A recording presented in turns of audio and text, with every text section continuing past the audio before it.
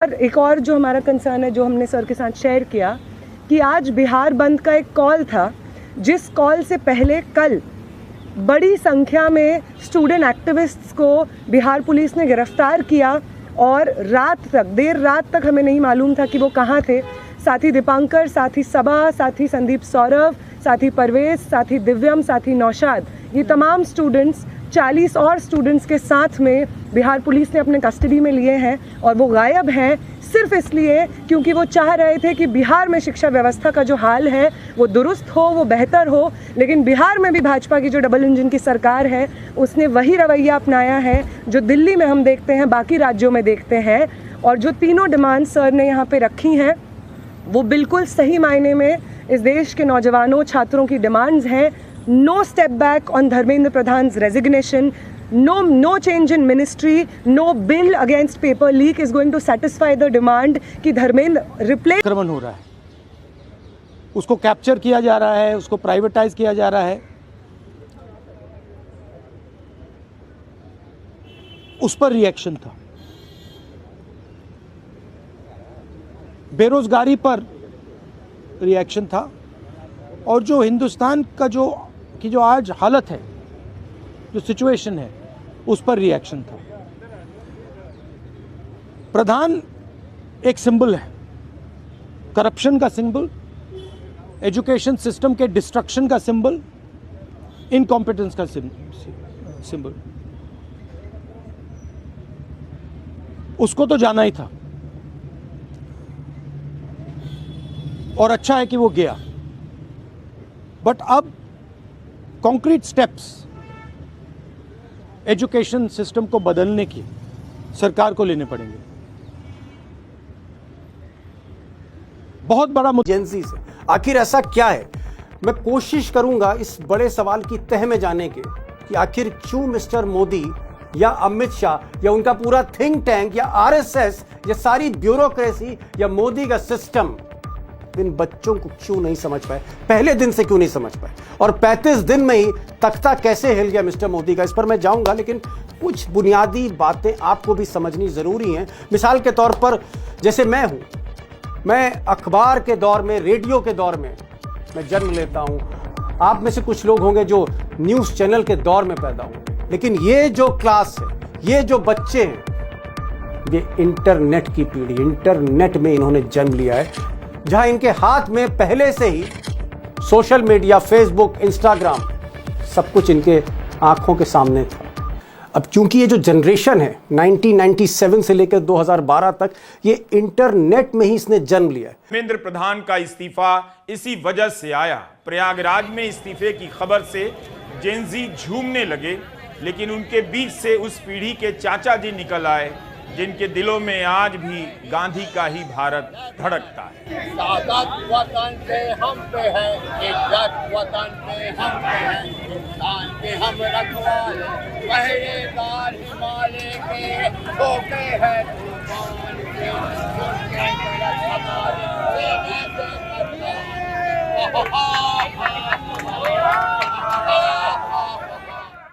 आज दिल्ली बदल गई है। बिजनेसमैन सड़कों पर नहीं होंगे, मगर सबसे अधिक वही खुश होंगे कि आवाज निकली है, बोलने का मौका मिला है। यह हाल कर दिया गया है आम लोगों का। आप सोचिए लोगों की कारों के साथ क्या हुआ। 40 करोड़ लोग कार चलाते हैं, माइलेज कम हो गया मगर बोल नहीं पाए और उनका मजाक उड़ाया गया कि मार्जिनल गिरावट है। प्रोटेस्ट खत्म हो, हमारा डर बहुत है। बहुत अच्छा लगा कि 1 घंटे में ही 1 घंटे मैं आया हूँ। मैं टांडा अम्बेडकर नगर से आया हूँ। मैडम को पता ही नहीं है क्यों आई है। मैं दिल्ली का ही हूँ। की बात कर ले यहाँ पे। तो एक मैं नेता टाइप के लोगों से बात नहीं करता हूँ। चलो हाँ, बाइक ले, हाँ चलो 1 मिनट। आप लोग को पता चला कि आप लोग की जीत हो गई है? हैप्पी हो? धर्मेंद्र प्रधान का इस्तीफा हो गया, पता चल गया ना है? तो हैप्पी हो सब। तो यही जन जी है, यही युवा है जिन्होंने प्रधानमंत्री मोदी को झुकाया। पहले भी एक बार किसानों ने झुकाया था, लेकिन 13 महीने लगे थे। ये जवानों ने, छात्रों ने, युवाओं ने तो बहुत जल्दी झुका दिया। जिद पर अड़े थे, रील जारी कर रहे थे।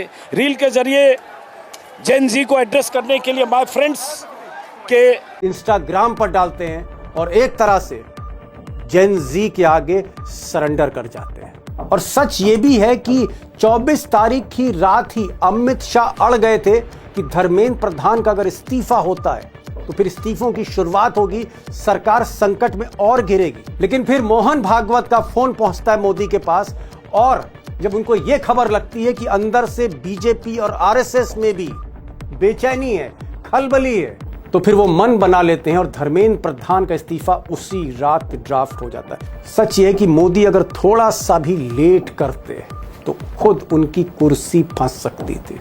अगर इसको 72 घंटे और पोस्टपोन कर देते तो पता नहीं क्या हो जाता। सरकार की गिरने की नौबत आ सकती 72 घंटे के अंदर। अगर किसान भी दिल्ली को आके घेर लेते तो फिर बहुत अलग स्थिति बन सकती। दोस्तों, आखिर इन जेनजी बच्चों में ऐसा क्या है कि जहां ये सड़कों पर उतरे, जहां अभिजीत ने कहा कि अगर एक मंत्री का इस्तीफा ले सकते हैं तो ये लोग क्या हैं। हमने इनकी लाठियां खा ली, सर फुड़वा लिए। इस देश के छात्रों ने हिम्मत का काम किया है। तो 20 जुलाई के बाद जितने भी छात्रों पर केस दर्ज हुए हैं, सारे के सारे वापस लेने चाहिए। अभिजीत दीपके ने प्रधान के इस्तीफे के बाद मंच से ऐलान किया। अभिजीत दीपके की एक और बात याद रखने वाली है।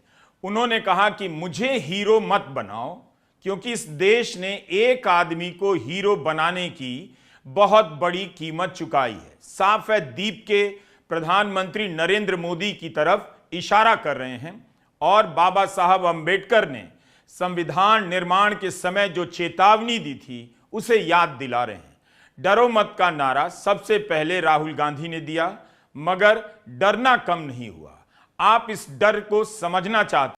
जी हाँ दोस्तों, आपका स्वागत करते हैं आपके प्यारे यूट्यूब चैनल में। तो हमारे चैनल को सब्सक्राइब कर लो ताकि हर वीडियो का नोटिफिकेशन आपको मिलता रहे दोस्तों।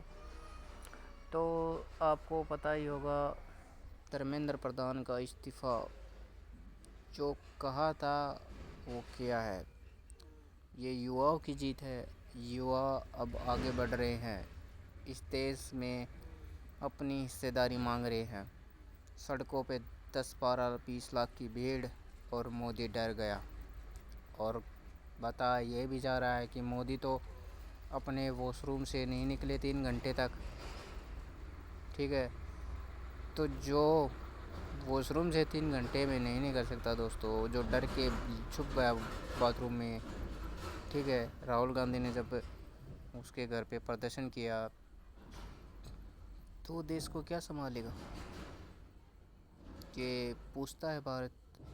ठीक है, राहुल गांधी आए, राहुल गांधी ने कहा कि हमारे देश का एजुकेशन सिस्टम कभी एक शान हुआ करता था, हिंदुस्तान में बातें किया करते थे वर्ल्ड में, पर आज कुछ ऐसे लोग बैठ गए हैं, ठीक है, जो इस एजुकेशन सिस्टम को बिगाड़ना चाहते हैं।